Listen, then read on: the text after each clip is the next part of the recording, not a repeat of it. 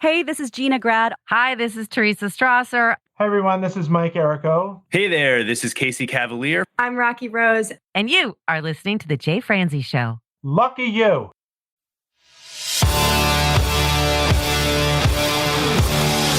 Welcome to The Jay Franzi Show. A behind-the-curtain look at the entertainment industry with insights you can't pay for and stories you've never heard. Now, here's your host, Jay Franzi.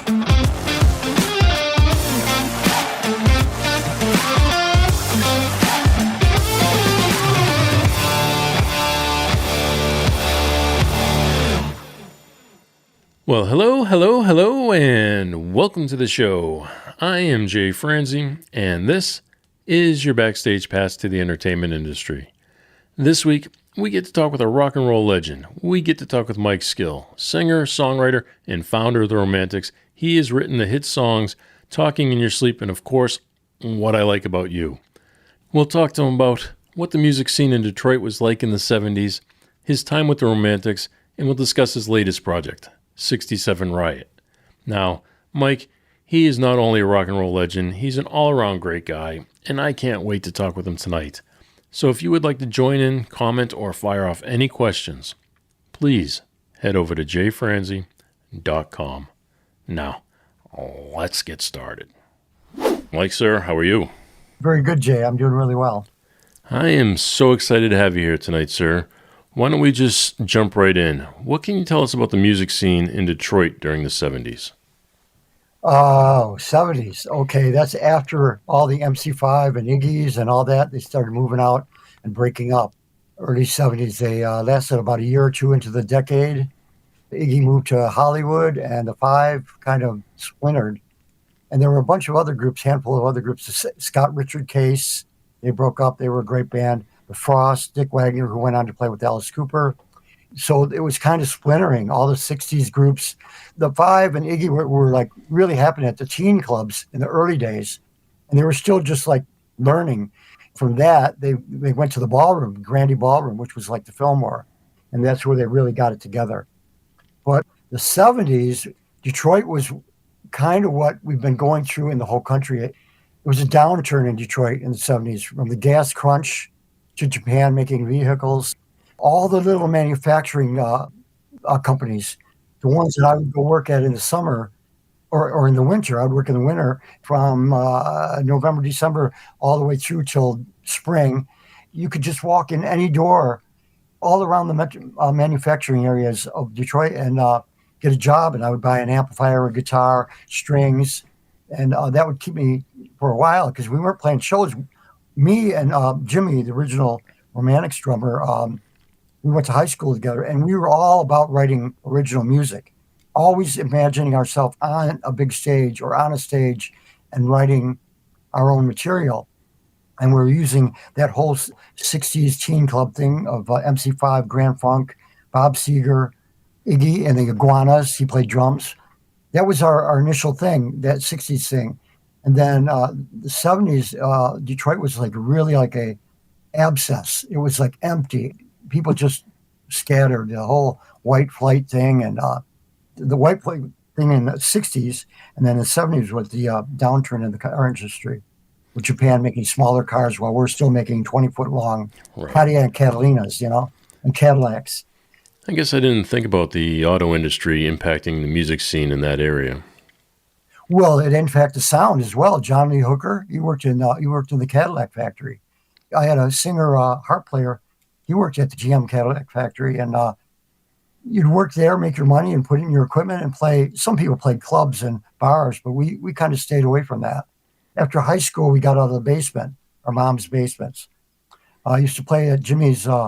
Greek mother would scream at us, and you're too loud, you're too loud. We had to finally leave after high school. Usually bands would get like an old storefront from the 40s or 50s, one of those hair salons, barber shops, right?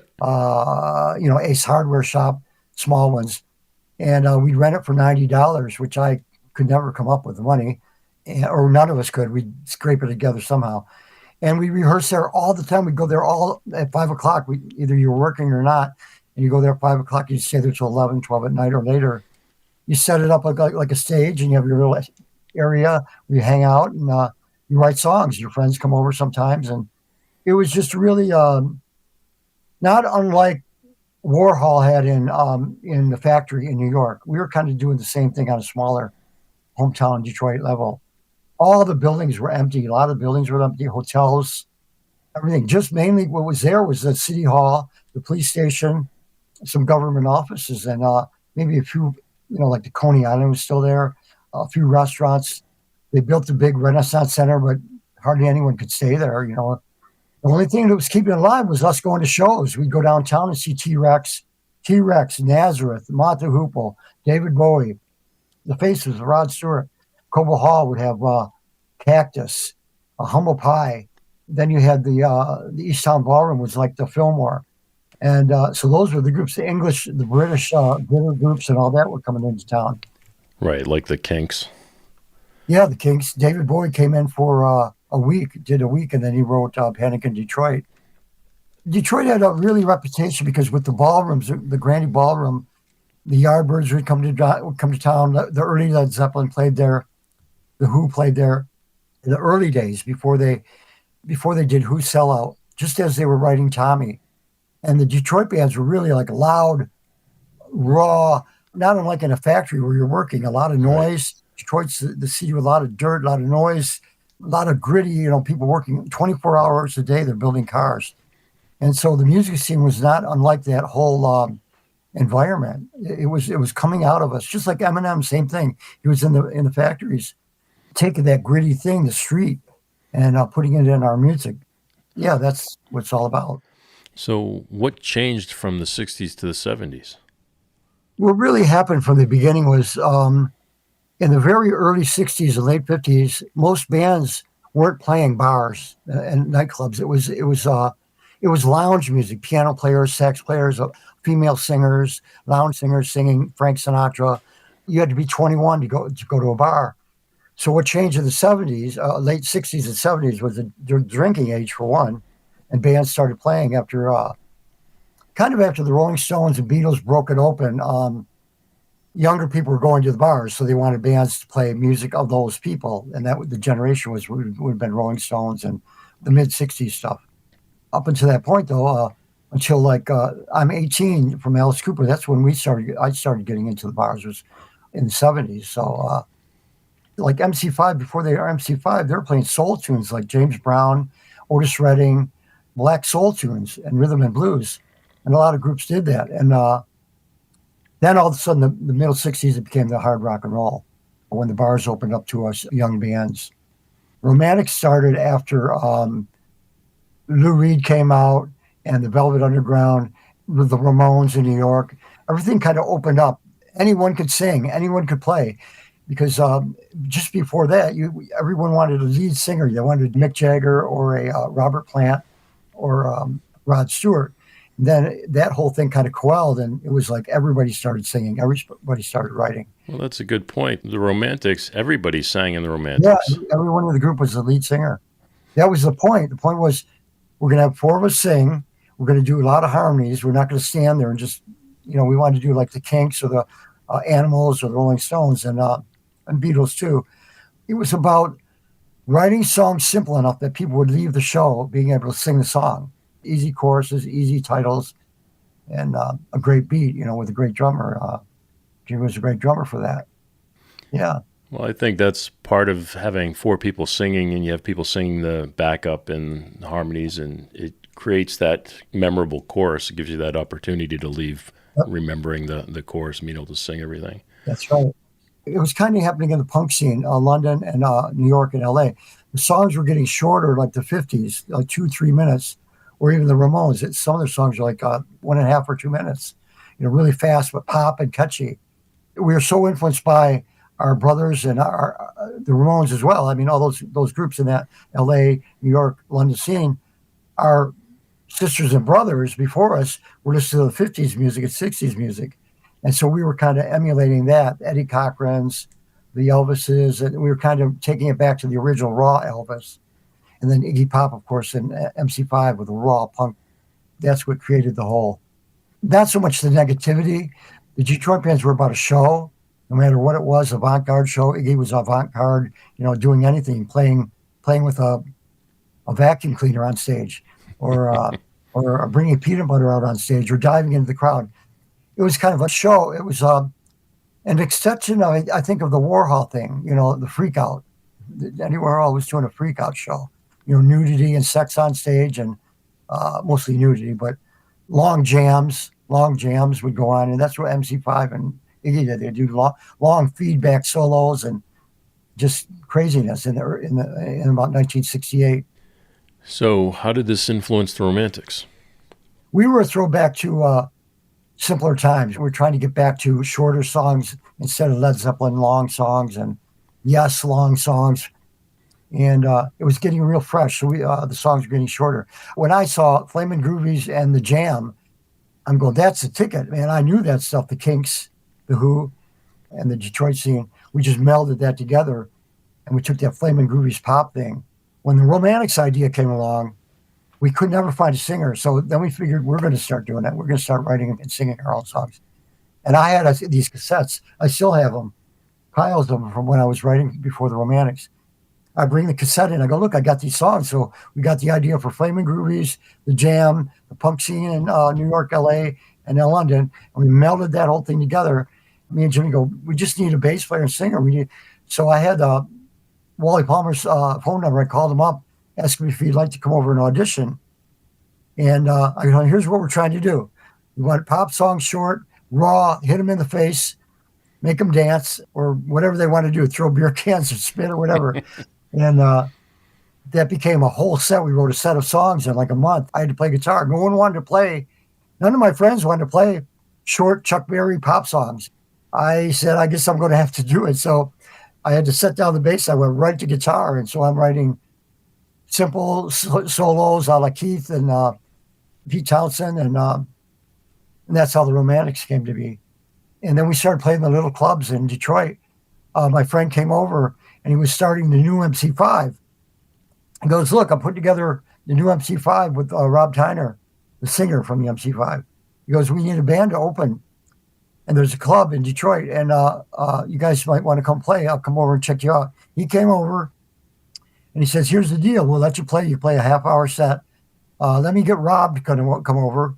He came over. He goes, fine, man. These guys are good. They'll be good. We had this stuff, these skinny ties, the little lapels, and ripped up. We didn't have the ripped up jackets. We were going for a Motown thing, like Motown singers and that. We wanted to look sharp. Anyway, so we got the show. They said yes. We had our set down. We were like energetic. We were just moving around and digging the music and singing. All of us sang. What are we going to wear? Jimmy, what are we going to wear? Me and him were talking about it. We got to get something.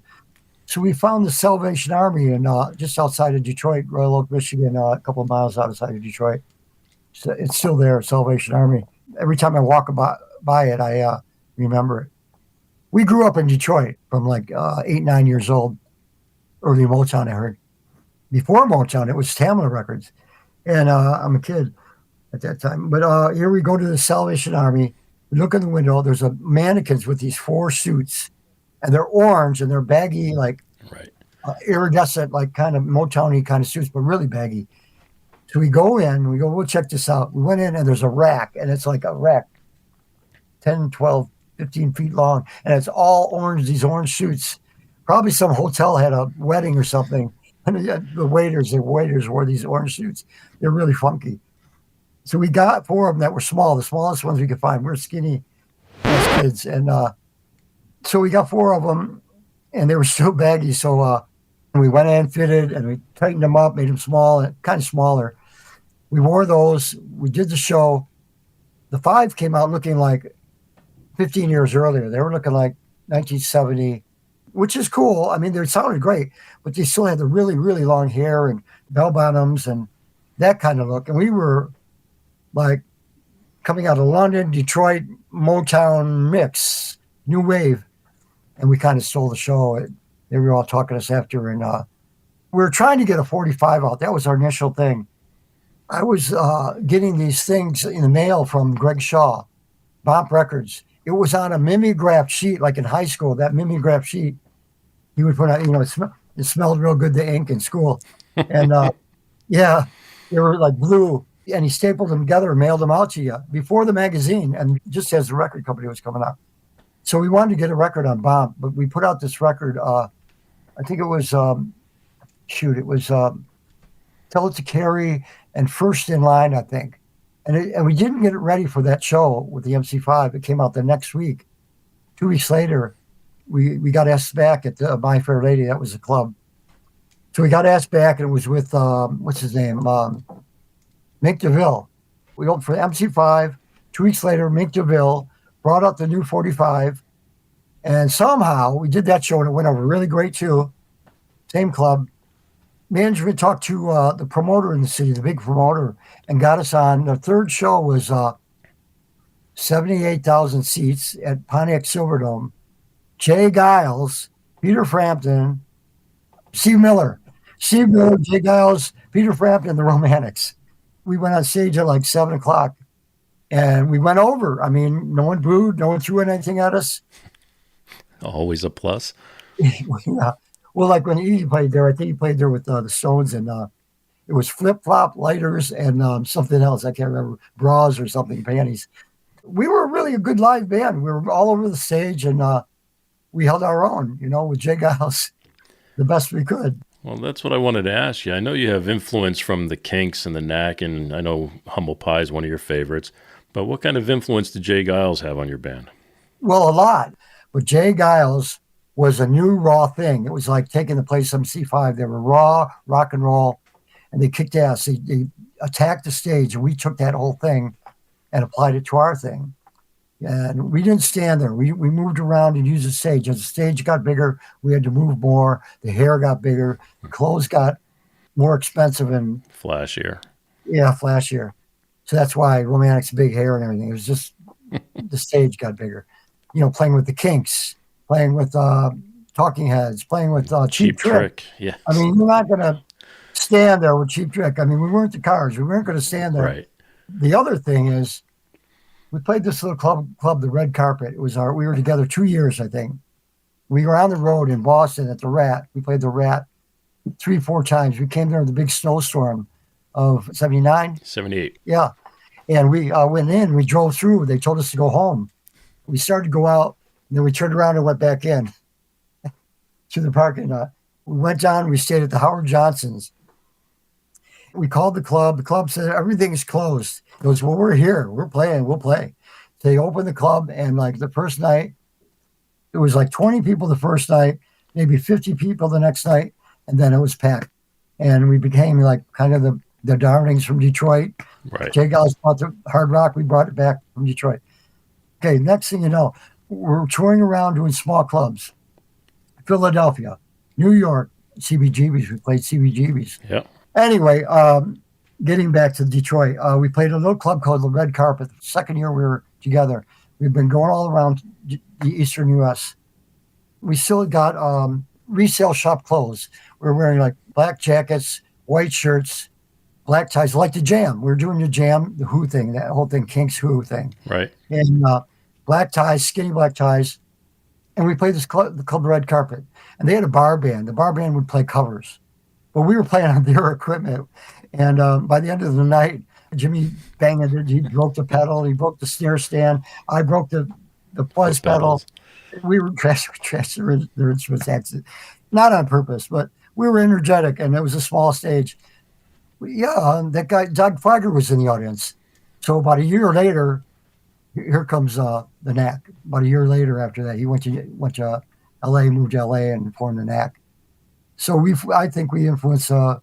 We met them later. We played shows with them later on, and we became friends and all that. We had no animosity at all. It's just things. It's a big soup, rock and roll, and you just gravitate. It's a big Italian soup. There you go. Yep, big minestrone. You mentioned the image and how people influence each other, but your image came out. The band started in the late 70s and went into the 80s. And that's when MTV came out. And did you feel any pressure now to carry on that image once MTV hit? No, we always stuck to the one thing, our attitude and our energy. The first two albums are like my favorite. Well, it was at that time that you were fired from the band that you started. Can you tell us a little bit about that? How do I say it? Let's see. We went in for the first album. We did the first album. I think it was 79 we recorded, and it came out in 80. And we went in September, I believe, the hottest month of the year in Florida. We wanted to go to Criteria Studios, one of the best studios in the world. It was overbooked, so we had to play Coconut Studios down the street. A woman owned it. I can't think of her name right now. Sweet lady, but it was a great studio. It was perfect for us because we weren't overwhelmed with the name or anything, and we just went in and brought our attitude. And we had the songs written from 3 years of playing, 3 years of touring, New York, Boston, Canada, Toronto. All these raw songs I wrote in my bedroom, I brought it in. I think 3 songs from that came on, maybe even the second album. I had been playing guitar just that 3 years. I was just getting in my groove, and I wasn't really live. I was still trying to manage doing rhythms. I was great at soloing my tones. I didn't want to use pedals. Detroit players just turned up, and I couldn't turn all the way up in these small clubs. I couldn't get the sustain. So I was having that thing, and it wasn't helping when we jumped to bigger stages. So I was still learning. We had our new high watt amps. We had these new songs, and so we finally, after a month, 2 months, we went to Florida. We recorded the album. The album comes out in January of 80. We toured the whole U.S. We toured Canada. We came home in must have been the end of summer. It had to be August, September. We're going, man, let's go to Europe. We should go to Europe. Let's go. Because we were gearing ourselves. I mean, we always wanted, our look, we always wanted to be we loved looking at GQ magazine because Roxy Music was in there. We loved Roxy Music because they drew all the girls. The girls went and saw Roxy Music. We loved Roxy Music because we loved their music. And it was an extension of the Lou Reed, Andy Warhol thing, and we were on to that. So the first album, we got the red leather suits. And it was just, it worked great for small stages and with Cheap Trick and all that. But management thought differently. They thought, that's too expensive. We can't use your money and go play Europe. We can't go to England. That's my opinion anyway. It's too expensive. So we never went to Europe. We've gone to France. We've gone to Netherlands. We would do press tours. And we never went there and played live in London or England. That's the perfect place for Romantics was London. Anyway, so that with that whole thing of 3 years doing the album, a big tour, doing the tour, not doing Europe, and then the manager was really obsessed with looking at the charts. So he sees the first 3 songs was "Tell It to Carrie," "When I Look in Your Eyes," and "What I Like About You." And the third song, "What I Like About You," went to I think number 74 on the charts, Billboard charts, and it started dropping off. Oh no, it's dropping off charts. You guys got to get in the studio right away. Get some fresh songs out. We're going, what? I mean, it took us 3 years to, accumulate a great record. The first record is a great record. So I had to come up with all the material, guitar material. And, you come up with a guitar part, and I go, here's an idea for a song. Here's what I'm thinking. Here's a melody idea. Here's a song title idea. Here's a little bit of lyrics, and here's the groove. And then we go in the studio and you go, Jimmy, here's what it is. Blah, blah, blah, blah, blah. Wally, play this. That's where the soup happens. I'm the guy, though, that's got to go. And I get some things from the other guys, but I'm pretty much, I had that sound, for that people recognize on the guitars pretty much. And Wally backed that up with his kind of rhythm. But my guitar playing was really the open chords, the rhythm, the way I do the hooks, What I Like About You hook. That's my forte. And I had to come up with all that for that second album. And then we did the same thing. How long was it? It was like a year, not even a year. The record came out in 80. We went and recorded the second album in late 80. We went in, I think it must have been, it was in fall was coming up, and we were in New York. We recorded at A&R Studios, famous, great studio. Van Morrison recorded there. I think 4 Seasons, Billy Joel, incredible studio.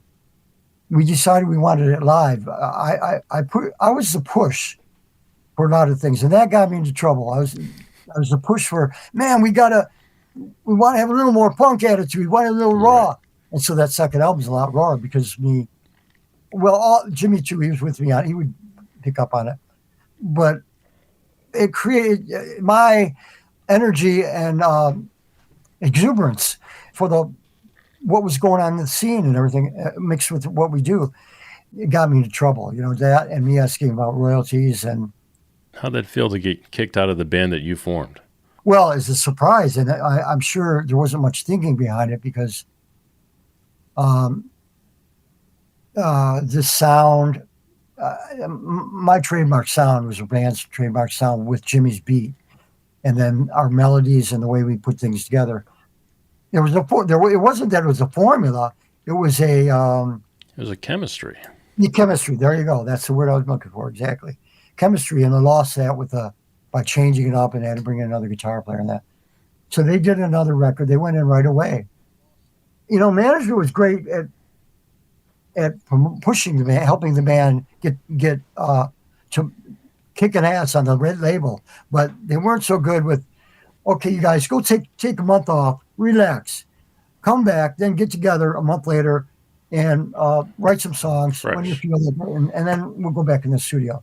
That never happened, and that was just every album. That's why you get some repetitive thing, the look and the repetitive, because you're just trying to bam, bam, bam. But it's that chemistry that brought you back to the band just shortly afterwards. So, I mean, when they came back and asked you to join the band again, did that kind of clear the slate for you, or did you have any feelings there? I was working with another guy. I was working with a guy from a band called Rhythm Corps. They became Rhythm Corps. I was hanging out. I was in Detroit. Okay, they were out. Whatever they were doing, Romantics, the band. I was in Detroit, but here's this. The first two records was coming off the punk scene, energy, raw, go in the studio, play it once, twice, record it, sing it once or twice, no effects, no overdubbing. Like we refined that, but we had that attitude on the first album. The second album was even more so. The attitude, the energy, bash it out. By that 1 year and a half that I was out, the whole scene changed in London. You had Spandau Ballet. You had Duran Duran. Right. And this is happening in the States kind of too. And you had this more production, bigger production, more echoes, more delays, more dance beats. I was getting that underground, this band could be called Department S. I'm not sure if you ever heard of them. Great song. Is Vic there? I want to record the song as a rock song. I think it's a cool song. But there's these underground bands that were coming out. They'd have two singles. It was like dancey rock, punkish kind of, I don't want to say electronic, but still guitars, some synthesizers. But then with Duran Duran, it went farther. It went farther into the mimicking Bowie and Roxy Music. And so my head was I was hearing that, and I was hearing Nick Lowe. Nick Lowe was coming out. His was more produced songs. And so that's what brought the In Heat record, the rock and roll mixed with the dance grooves and of Talking in Your Sleep, which was an accident. I was playing bass now. They called me up. I was in my dad's above ground pool or something. I was lollygagging, kicking back, and probably out at clubbing and the night before, and still playing guitar with my friend Mike Persh from Rhythm Corps, which is a great band. Check it out of Detroit, and all my friends. I'm going to clubs and the stuff coming out of London and whatever still, and I'm still writing. And I was getting ready to record a record with some guys, and the phone rings. They called up, and I'm going, "Jeez."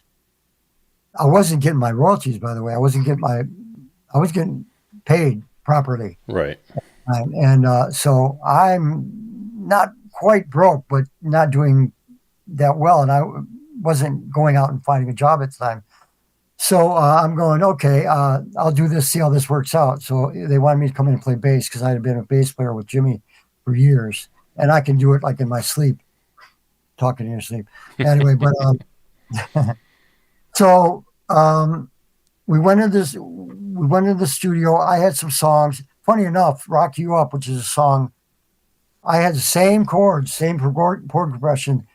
Bam, bam, bam, with 3 chords on the neck of the guitar, up the neck. But they had something called "Sucker for My Baby" or something. I don't know, some kind of thing like that. And it was the same chords, and we just melded.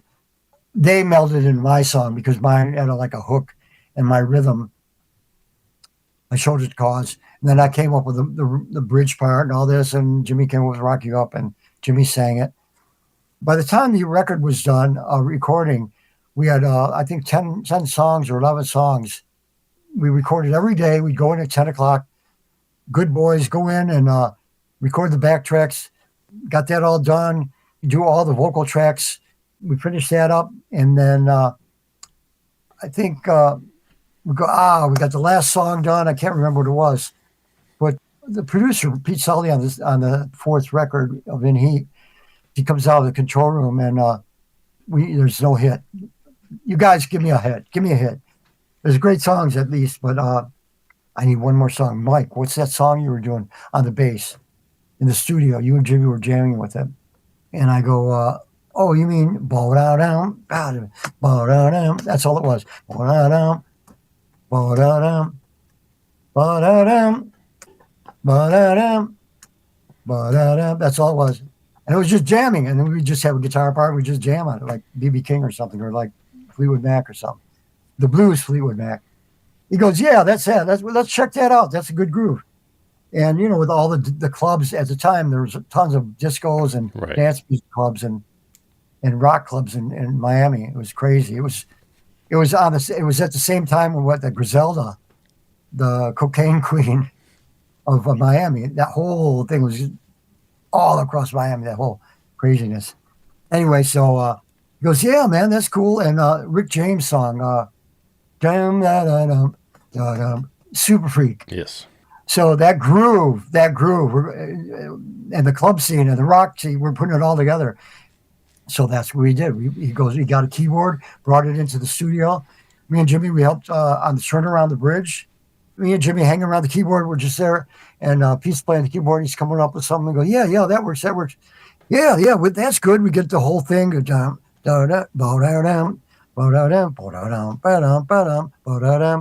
And then he goes, dum, da, da, da, da, and gets to the bridge. "Tell me that you want me." Oh, yeah, that's a good part. "Tell me that you need me.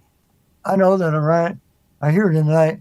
And then we just said, "Talking in your sleep, talking in your sleep, talking in your sleep, talking in your sleep." And then someone goes, we need something else. And I don't know, it's Jimmy or somebody. How about secrets that you keep? Jimmy, I saw him on a song list, lyrics or something. Secrets that you keep when you're talking in your sleep. And then someone goes, I think Pete goes, "I hear the secrets that you keep when you're talking in your sleep." So we had the song right there. Finished it up, put the vocal on. Jimmy wanted to sing it. He sang "What I Like About You." And I could hear him singing it. He'd sing it really good. And there was a big argument. Palmer wanted to sing it. They went back and forth. I stayed out of it. I thought Jimmy would be great for it. Well, yeah, and that was your top 10 hit. But even more popular, or at least more known, was "What I Like About You." Yep. And that just recently had its 40-year anniversary. And then you decided to cut that in the Mike Skill group. Can you tell us a little bit about that? "What I Like About You." I always want. I have a little side group. I'm in Portland, and to keep my blood hot, I just get with my friends and we play. And we got a few guys and we play a club here, a club there, a benefit here, a benefit there. And so I started doing "What I Like About You," and I go, "Man, I got to record it." And I had the drum track with Brad playing on it, Brad Elvis, the drummer for the Romantics, for 18 years. On my way to Detroit for rehearsals with Romantics, I would stop in Chicago where Brad lives, and I go, "Brad, I got 3 songs. Do your drum track, and I'll throw a dub track on a guitar track." And then I'd go do the show, and on the way back, I'd go to Portland. I'd stop in Chicago. I go, "Here's a scratch vocal." I did that over, I don't know how long it was, maybe a year or two, maybe a year, something like that. And I accumulated a bunch of songs, and that's what came out later on. So I did "What I Like About You" after that. I had that track And later on, I got my son. He played keyboards since he was like 4 years old. Great little keyboard player. He's taller than me. Great keyboard player. And so I took him my little studio I have. I have a little place, a little room. And we did What I Like About You. And I had that track and I put the vocal on. And it worked. I just go, Mick, I plugged into one of the original type high-watt amps. And the marks were still on it from the original one. I did the original What I Like About You. It seems to have a more raw feel to it. Was that intentional? That was the idea. It was the feel that I thought I missed on the original first record. But I love the first record because it's more subdued in a small way. And I brought out all the electrified Detroit rawness on my version, but still contained it to have the attitude of the first version. I had Brad played it, and I played the bass on it, so I knew the bass. I probably played bass on the original too. I'm not sure if Rich played bass on it or not. Yeah, I told Nick I want to electrify it and then keep the raw energy. I sent it to Chuck Caucasian at Pearl Sound in Detroit, and he produced it for me, and it came out super good. I was so happy with it. It was so fun. It sounds awesome. Thank you. What was the studio experience like? Was that produced by Chuck? Yeah, Chuck Occasion. He does. He's been doing a lot of stuff for like Tool, Jimmy Page, Robert Plant. He did Chris Cornell, a lot of remixes for Chris Cornell. He was a great friend of Chris Cornell. He'd fly into Detroit. Like I said, I would go through Chicago and team up with Brad, and that's how it came about. I would work with him and get the drum tracks. Then I had a drummer from. They had the hairdo that came down and went up like a bird. Oh, Flock of Seagulls. Yeah. I'm sorry. That's all you had to say is the hair. The songs I had is Carrie Got Married with Brad and Chloe worked on that. They wrote the lyrics and music, and I added my guitar part. Not My Business, that's my song with Brad on drums. My Bad Pretty is another song. 67 Riot, that's with Wayne Kramer. Dude, that's a great song. Yeah, it's about Detroit riots from 1967 when I was 13 years old, 10, 11, 12, something like that. Detroit riot happened. Working conditions, pay conditions. The history is well known around the world and around the U.S. It was one of the hottest times in the summer in July of 1967.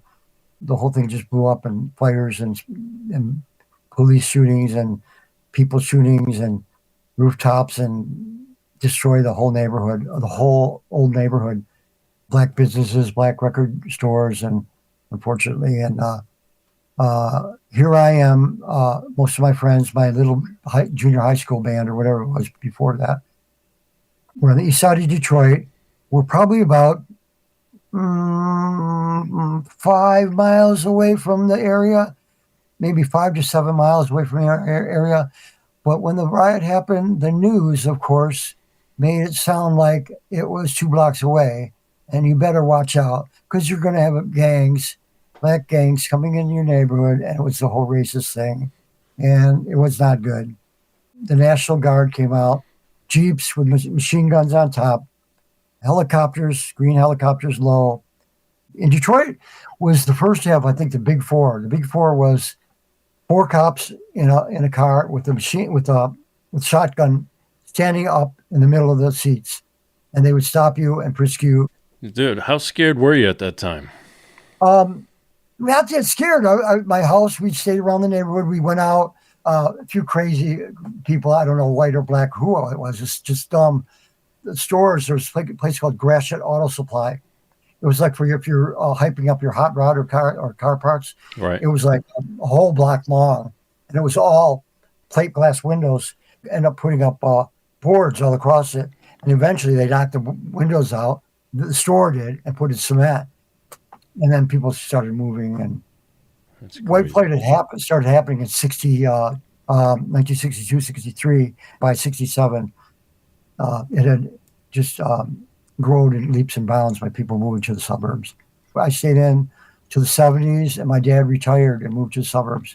So I was still in the suburbs for a couple more years, and then I got a house in Detroit area. I stayed in an apartment, and then got another place. But I was just doing music, man. I was just a rock musician, basically, through all that. So tying that back to your song, Yeah, 67 Riot. you go back and you reflect on that time and you write the song. How quickly did it come together? Some of the songs that I recorded for this first record I did were done at my son's school. There's a little school about 2 miles from my house, well, about 3 or 4 miles from my house here. It was a school built in the 1920s or 30s.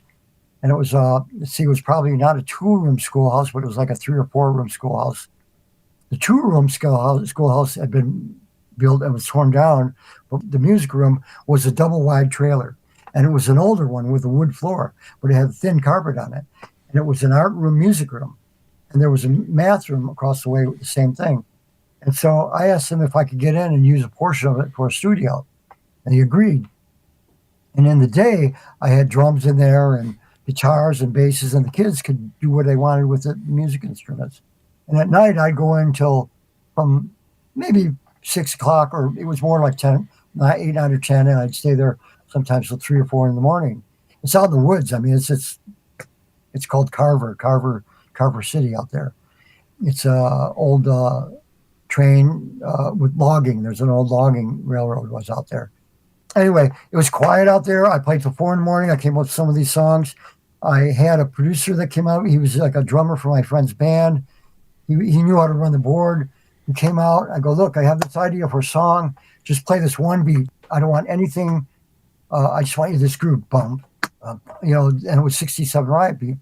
And I'm thinking in terms of Funkadelic. I grew up at the time of Parliament Funkadelic with George Clinton. They played my high school. They had a dance, and I think they asked us who we wanted to play the show. And George Clinton and Funkadelic got chosen to play awesome. at the Cafetorium. And they also had other concerts, other rock bands played. But this one time they had George Clinton and Parliament Funkadelic came.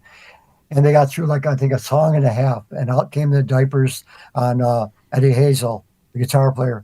Great guitar player. Incredible, like a Hendrix, like a real raw blues player, guitar player, rock blues. And the police came and shut it down. We saw like a song or a song and a half, and that was it. But at the time, we had Maggot Brain came out, and You and Your Folks record came out.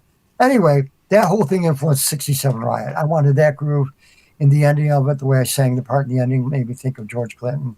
And then I thought, man, I need someone to play guitar. And I thought, Wayne Kramer. And I told Chuck, we had mixed the record, mixed the song. And I go, Chuck, I always thought Wayne Kramer would be great on this. He goes, hey, man, just give him a call. I go, what? I can't call Wayne Kramer. Man, whatever, he's my guitar hero. And so I waited about a week, and I go, I'm in Portland. I was out and about, and I got the phone, and I called on my phone. I called Wayne. I said, Wayne, it's Mike Skill. I have a song for you. I'd like to get your guitar playing on the song. 67 Riot. It's about the riots in Detroit. He says, send the track to me. He goes, I'll check it out. And I sent it to him. He calls me back a few days later, a week later. He said, Mike, this is a really good song. He goes, I want to play on it. And I go, do just whatever you do, like you've always done. He played it, sent it back. I got it back. I'm in studio with Chuck, and we're just going, oh my God. We couldn't touch it. I mean, we weren't going to turn it down. We weren't going to cut it up.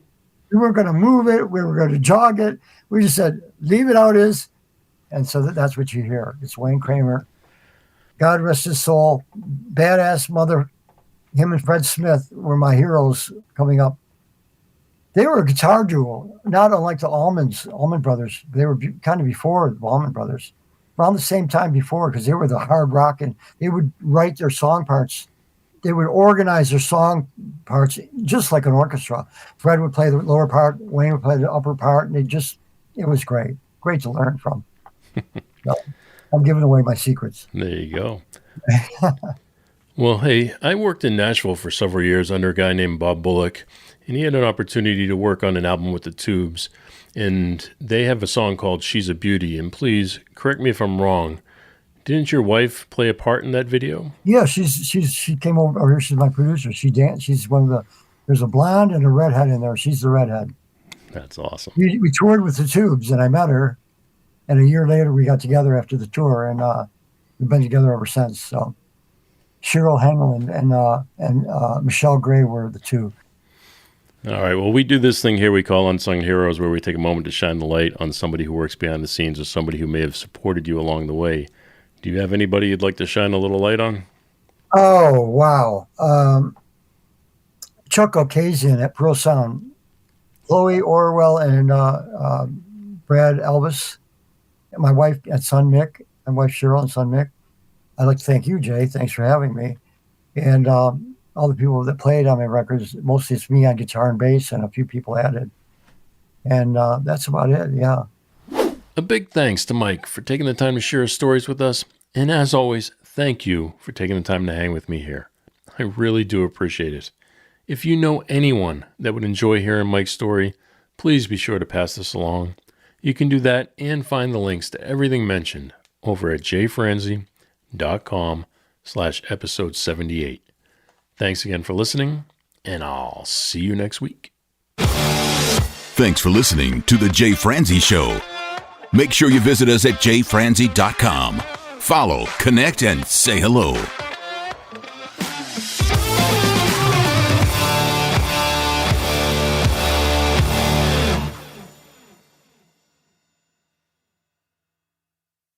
This episode has been brought to you by VR Knives, your source for 100% custom knives made by a true rock star. So, if you're in the market for a new piece of art, reach out to VR Knives. 407-421-5528. 407-421-5528.